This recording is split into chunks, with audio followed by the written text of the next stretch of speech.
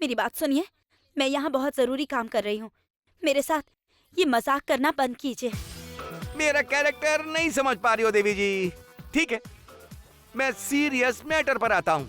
तुमने ये पूछा कि मुझे आखिर क्या चाहिए था। मुझे बस ये चाहिए कि तुम उस अभिरामी को ये बता दो कि शिवा ने तुम्हारे गले में मंगलसूत्र बांधा था। बताना होगा, और वो भी अभी के अभी। उनके हनीमून पर जाने से पहले बताना होगा। अगर तुमने नहीं बताया तो वो हनीमून पर चले जाएंगे। तुम्हारा वो मामा शिवा लाश बनकर ही वापस आएगा। क्या सुना तुमने? बताने वाली हो या नहीं? ये आप कैसी बातें कर रहे हैं? ये आपको शोभा देता है क्या? उन दोनों की शादी अभी कल ही हुई है। मंगलसूत्र बांधते समय जो खुशी और हंसी उनके चेहरे पर थी, वो अभी तक उतरी भी नहीं है। उन दोनों ने एक नई जिंदगी में कदम रखा है। चाहे जो भी गलती हुई हो, क्या नई जिंदगी शुरू करने वालों के बारे में ऐसी बातें करनी चाहिए? क्या कोई भगवान इसे माफ करेगा? अच्छा, मैं तुमसे एक बात पूछता हूँ। मंगलसूत्र बंधी हुई पत्नी को गवाह बनाकर उस बेचारे शिवा को लाश बनाने की धमकी देकर जो मंगलसूत्र बांधा गया, क्या उसे भगवान माफ करेंगे?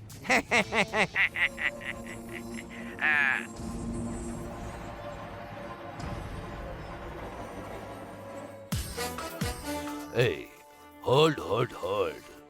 क्या हुआ गौरी? तुम सोच रही हो कि माथे पर गोली मारने जैसा जवाब कैसे दूं? क्या सोचा है तुमने उसके लिए? तुम बताओ कि उसे बताओगे कि नहीं? बोलोगी ना, बताओगी ना उसे? तुम अभिरामी को जाकर शिवा के मंगलसूत्र बांधने वाली बात नहीं बताओगी अगर, तो मैं तुम्हारे मामा शिवा के माथे पर बीचों बीच गोली मार दूंगा। I will do it. नहीं, ऐसा मत कहिए। प्लीज ऐसा क्या मत लगा कहिए। तुम्हें? मैं सिर्फ बोल रहा हूँ। क्यों तुम्हें लगा कि मैं इतना बड़ा काम नहीं करूंगा? मैं गोली मारूंगा, पक्का मारूंगा। एक गौरी, तुम्हें लग रहा है मैं इतनी देर से मिमिक्री करके कॉमेडी कर रहा हूँ? गौरी, एक बात अच्छे से समझ ले।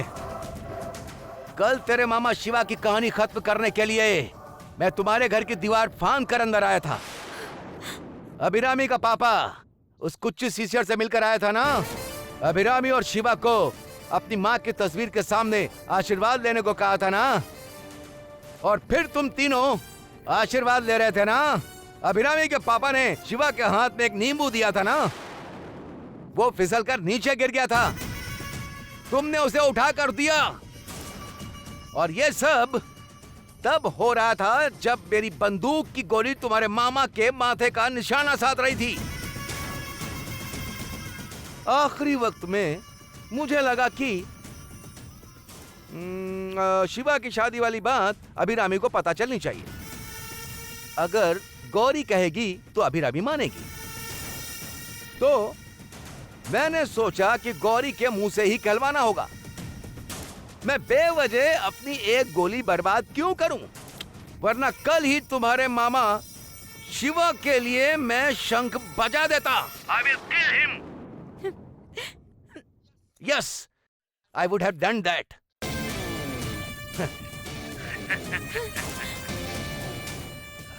सच कहूं गौरी, वो कुच्ची सीसियर कोई मामूली आदमी नहीं है, बहुत बड़ा विद्वान है। उसने सही अंदाजा लगाया था कि शिवा की जान को खतरा है, और वो खतरा किसी और से नहीं, मेरी ही बंदूक से होने वाला था। अगर तुम अभी सीधे जाकर अभिरामी को सच नहीं बताओगी ना, तो हनीमून पर जा रहा तुम्हारा मामा लाश बनकर वापस आएगा। मेरी बात सुनो, तुम्हें क्या चाहिए? अगर तुम्हें लगता है ये गलत है, तो तुम मुझे सजा दे दो, जो चाहे सजा दो, मुझे गोली मार दो, मैं मर जाऊंगी। लेकिन प्लीज उन्हें कुछ मत करना, मैं विनती करती हूँ तुमसे। तुम्हें भी गोली मारूंगा, जरूर मारूंगा। उस दिन मंदिर में जाकर कसम खाकर तुमने मुझे अपमानित किया था। तुम्हें भी एक दिन मार दूंगा, पर अभी नहीं। अभी तो तुम्हारा मामा ही मेरा टारगेट है। तुम्हारे मामा का जिंदा रहना या मरना अब तुम्हारे हाथ में है गौरी। अगर तुमने उनके हनीमून पर जाने से पहले अभिरामी को सच नहीं बताया ना तो वो हनीमून स्पॉट तुम्हारे मामा के लिए डेथ स्पॉट बन जाएगा। याद रखना, इससे मजाक मत समझना, अनर्थ हो जाएगा। I am warning you.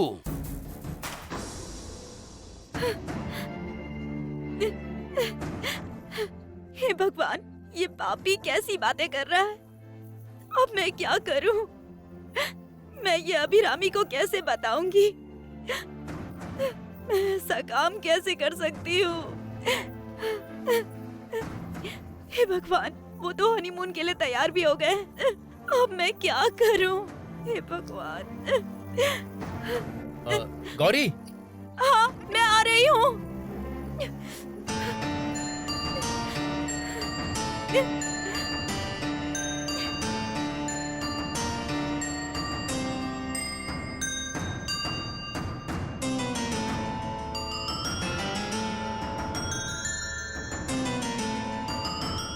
क्या हुआ गौरी, हम हनीमून पर नहीं जाएं क्या? हमें विश किए बिना तुम ऊपर क्या कर रही थी? अरे बेटा, इन दोनों का भला चाहने वाली इकलौती आत्मा गौरी ही है। इन्हें विदा करने के अलावा गौरी को और काम ही क्या है। गौरी, तुमने स्वेटर वगैरह रख दिए है ना? हाँ, रख दिए हैं। थैंक्स गौरी। ठीक है गौरी, अब हम चलते हैं। हाँ, हाँ, जाकर आइए। अगर तुम अभी सीधे जाकर अभिरामी को सच नहीं बताओगी ना तो हनीमून पर जा रहा तुम्हारा मामा लाश बनकर वापस आएगा।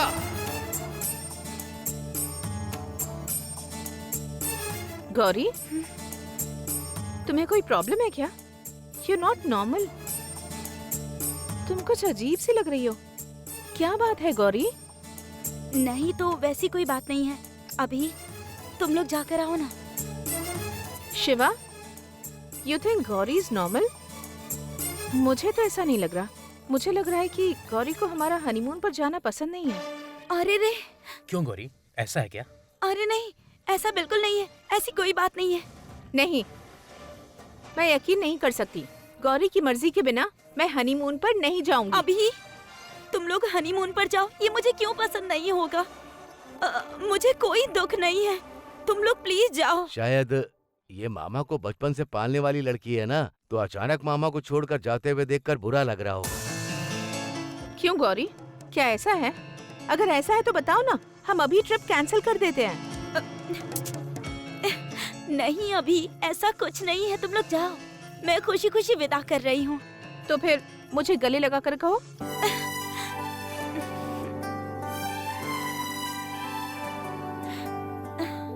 मैं सच में खुशी से कह रही हूँ, जाकर आओ। नहीं गौरी, तुम्हारे अंदर आज वो एनर्जी नहीं है। तुम कांप रही हो। तुम जरूर कुछ छिपा रही हो। मैं कह रही हूँ ना, ऐसा कुछ नहीं है अभी। ठीक है, तुम्हारे लिए आखिरी मौका है। मुझे किस करके बताओ।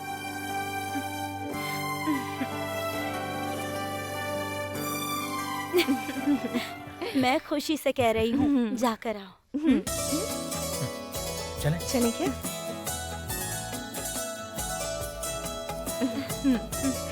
सुनिए, हाँ? वो पंडित जी का दिया हुआ नींबू आपके पास ही है ना? ओह, मैं तो भूल ही गया गौरी। वो अंदर मेज पर होगा, जाकर ले आओ ना। लेकर आती हूँ। क्या दामाद जी, मैंने कितना जरूरी है ये बोल कर दिया था। सॉरी, मैं भूल गया था। तुम भी ना।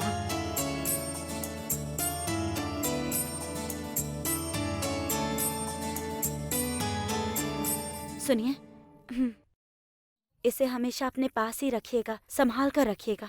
ओके गौरी, अब मैं नहीं भूलूंगा। ठीक है गौरी, अब हम चलते हैं। हम चलते हैं गौरी, आजा। चलो।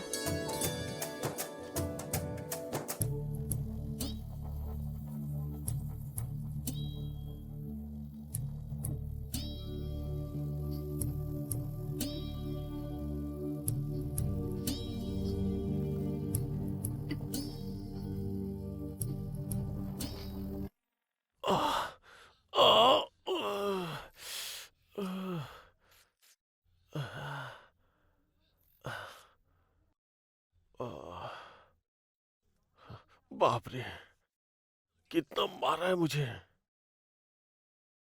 जेल में कितनी लड़ाइयाँ की मैंने, पर कभी किसी ने ऐसा नहीं मारा। कैसी मार लगाई है। हर बार बिजली की तरह गिर जाता है। इस घर में कहाँ खड़ा रहूं, कहाँ बैठूं, समझ में ही नहीं आ रहा है। जहां भी रहता हूं लगता वो आ रहा है।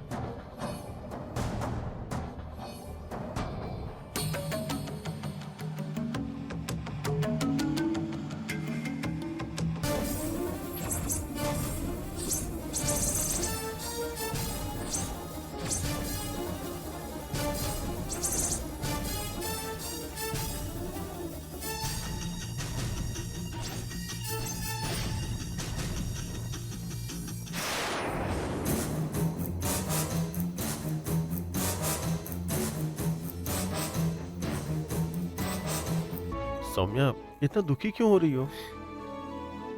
क्यों कृष्णा, आप कहाँ चले गए थे? क्यों ऐसे बिना बताए चले गए? आपको पता है मैंने कितना ढूंढा, कितना रोई मैं। आखिर सौम्या क्या कह रही है? अपनी व्यथा बता रही है। क्या कह रही है पता नहीं चल रहा है। शादी के इतने दिनों में क्या आज तक मैं कभी आपके बिना रही हूँ? जब सब कह रहे थे कि आप गुस्से में गए हैं, बंदूक लेकर गए हैं, तो जानते हैं मुझे कितना डर लगा। क्यों कृष्णा, ऐसा क्यों किया? नहीं सौम्या, ऐसा कुछ नहीं हुआ जिसकी मुझे उम्मीद नहीं थी, इसीलिए मैं तुम्हें कुछ नहीं बता पाया। क्या मैंने तुमसे कभी कुछ छुपा के किया है क्या? अगर अभी मैं यहाँ से हिलूंगा तो पकड़ा जाऊंगा।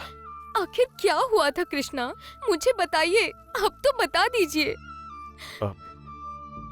क्या बताऊं इसे? बताइए ना कृष्णा। अगर बता दिया तो मलर की जिंदगी में प्रॉब्लम हो जाएगी। मलर, क्या कर रही हो मलर? मालिक, उन्होंने आपके साथ जो किया वो कोई मामूली बात नहीं है। आप उन्हें कभी माफ नहीं कर पाएंगे, फिर भी मेरे मंगलसूत्र की खातिर उन्हें माफ कर दीजिए मालिक। अगर आपने उन्हें मारा या जेल भेजा तो मैं बेसहारा हो जाऊंगी, मैं अकेली हो जाऊंगी। इसीलिए मेहरबानी करके ये बात किसी को मत बताइएगा। मैं इसके लिए आपसे विनती करती हूँ।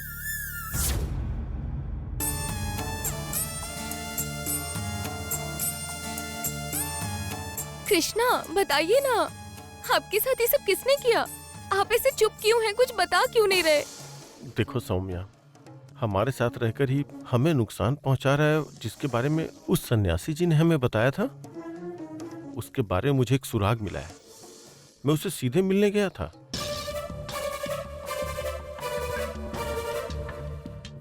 गुस्से में बंदूक भी लेकर के चला गया। मैं उसे ढूंढ रहा था, तभी पीछे से आकर किसी ने, मैं उसका चेहरा भी ठीक से नहीं देख पाया, उसने मेरे सर पे लकड़ी से वार कर दिया।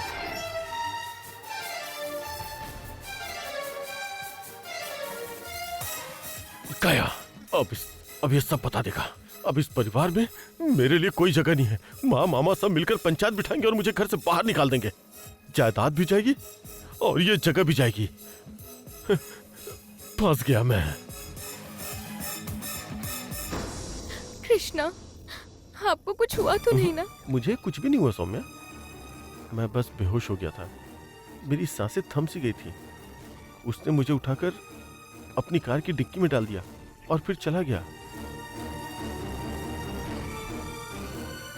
मुझे बस महसूस हो रहा था कि क्या हो रहा है, पर मैं हाथ पैर नहीं हिला पा रहा था। मैं मरे हुए इंसान के समान हो गया था। मैं चाह के भी कुछ नहीं कर पा रहा था सौम्या। मैं 2 दिनों तक डिक्की में ही पड़ा रहा। हमारी कार की डिक्की में? हमारी कार तो जैसी मन चला रहा था ना, मैं भी उसी कार में बैठकर आपको ढूंढ रही थी। आप उस कार में थे। हे भगवान, मेरा पति मेरे पास ही जिंदगी की जंग लड़ रहा था और मुझे पता तक नहीं चला।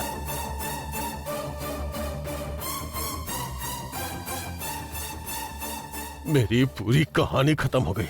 सबके सामने अपमानित होने से अच्छा है मैं खुद ही शांति से यहाँ से निकल जाऊं। हाँ। कौन है वो? आपको किसने मारा? आखिर आपको मारने का दिल किसका हुआ? आप तो कभी किसी का बुरा नहीं करते, कभी किसी के बारे में कुछ भी गलत नहीं बोलते। आपको मारने वाला यहाँ कौन है?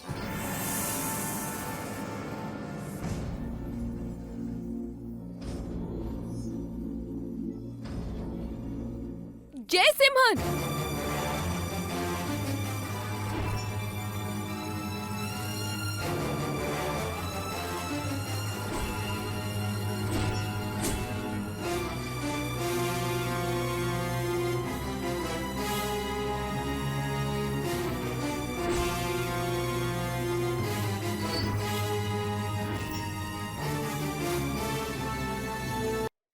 जय सिमहन।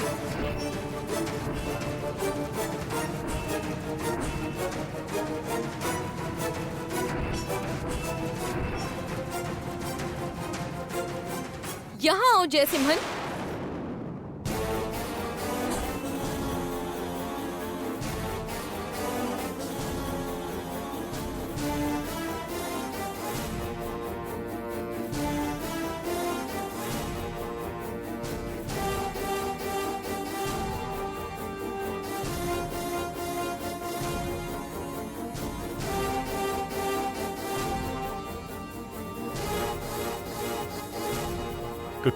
क्या बात है भाभी? क्या कहा भाभी? तुम मुझे भाभी मत बुलाओ। तुम्हारा मुझे भाभी कहना मेरे लिए अपमान की बात है। तुम और कृष्णा एक ही माँ के बच्चे हो। क्या तुम दोनों ने एक ही माँ की कोख से जन्म लिया है?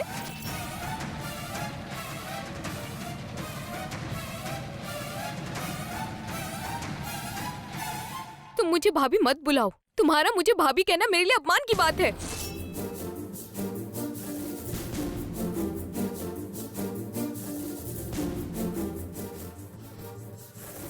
दो दिन से हम कृष्णा को पागलों की तरह ढूंढ रहे थे। वो कहाँ थे क्या तुम्हें पता है? वो किस हाल में थे क्या तुम जानते हो? किसी ने हमारी कृष्णा के सर पर लकड़ी से जोर से वार किया था।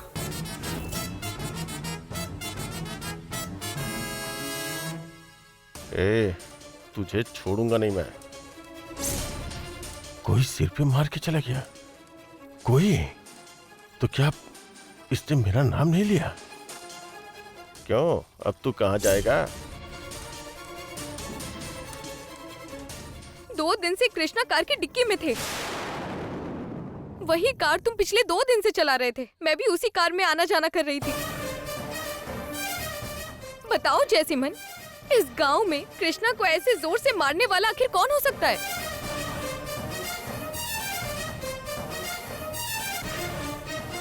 आखिर कृष्णा से किसकी ऐसी दुश्मनी है? तुम्हारी जानकारी के बिना इस गांव में ऐसा कुछ नहीं हो सकता।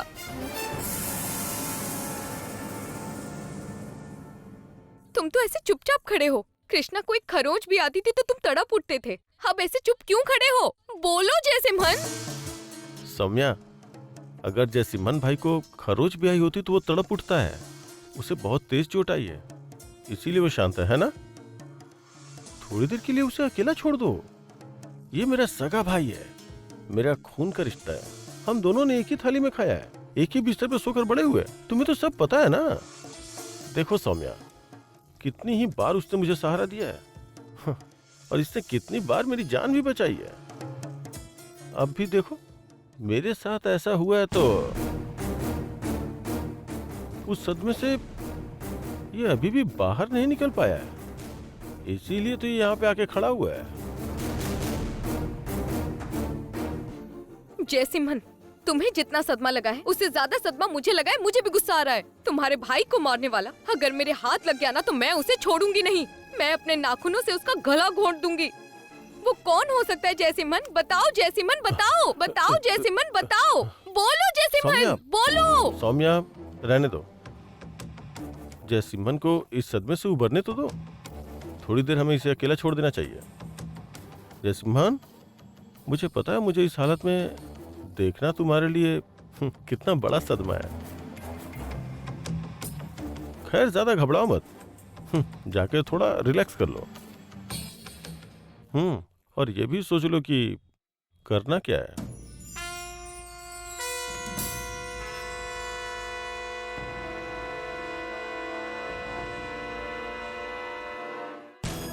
सुनिए जी, चलिए अभी जाकर सासू माँ को ये सारी बातें बताते हैं। मुरली अंकल को भी ये बात बताएंगे। आपने कहा था ना कि हमारे साथ रहकर कोई हमें बर्बाद कर रहा है, वो अब करीब आ गया है। और जिसने आपको मारा है हम उसके बारे में भी बताते हैं। चलिए। नहीं सौम्या, नहीं, ये बात किसी और को नहीं पता चलनी चाहिए। मैंने कहा ना कि मैं उसके करीब पहुंच चुका हूं, पर मैंने ये नहीं कहा कि मैं उसे पकड़ चुका हूं या फिर उसे अपनी जिंदगी से हटा चुका हूं। जब तक ये दोनों काम पूरे नहीं हो जाते, ये बात किसी को पता नहीं चलनी चाहिए। और तुम भी इसके बारे में किसी को कुछ मत बताना। अगर ऐसा कुछ हुआ तो मुझसे बर्दाश्त नहीं होगा।